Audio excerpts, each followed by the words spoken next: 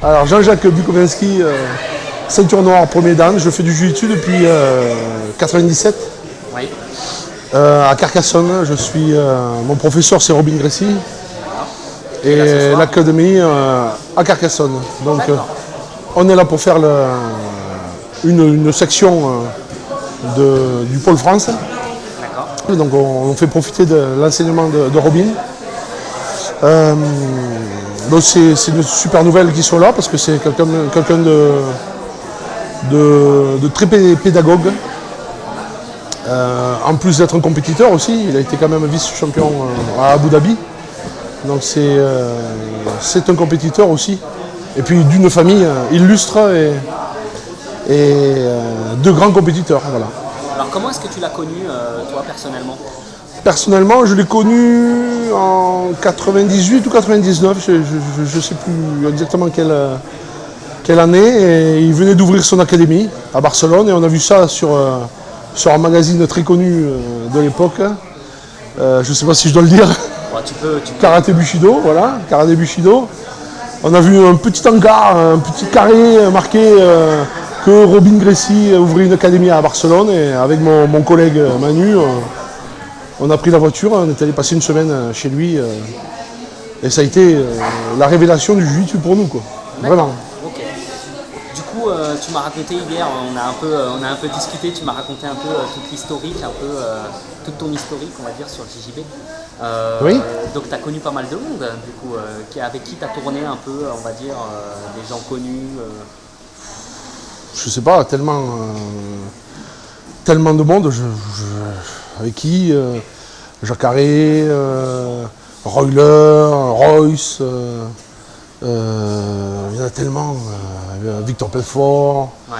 Minotaur, Darrell Gollard pour la lutte, Paulo Caruso. Je me suis beaucoup entraîné en éducation physique, enfin en préparation physique avec Paulo Caruso, qui est le grand préparateur physique de tous les champions quasiment.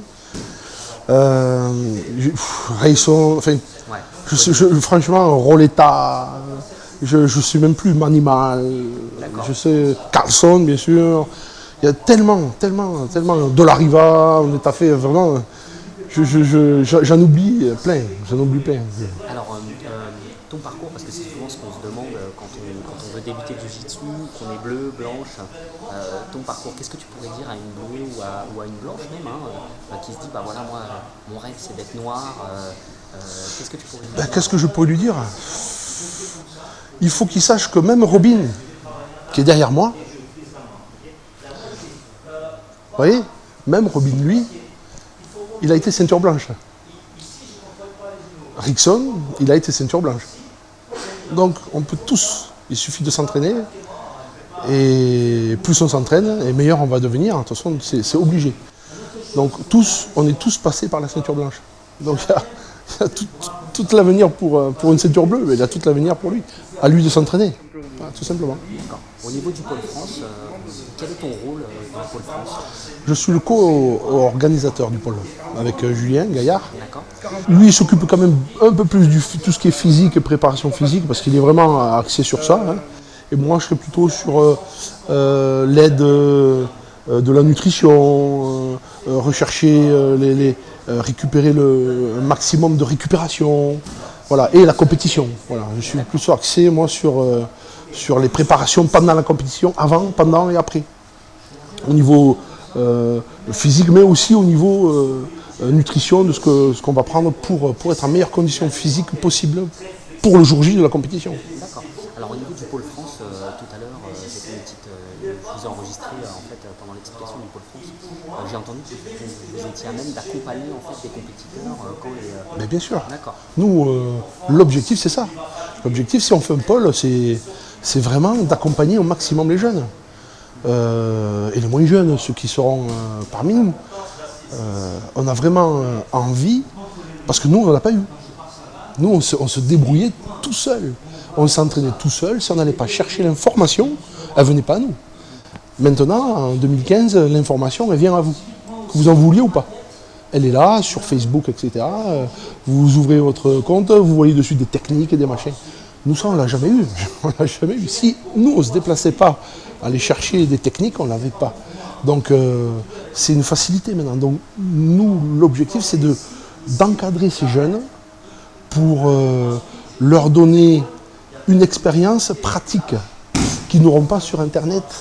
Au niveau, donc la journée, là, elle se termine vers quelle heure à peu près Aujourd'hui, on va terminer assez tard, parce qu'on a pris beaucoup de retard ce matin, et donc je pense qu'on va terminer vers 19h30, 20h.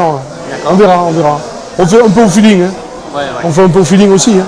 Ok. Voilà. Et au niveau demain, alors qu'est-ce qui va se passer demain? Demain, ça va plutôt être quoi demain? Alors demain, ça va être de la prépa physique le matin.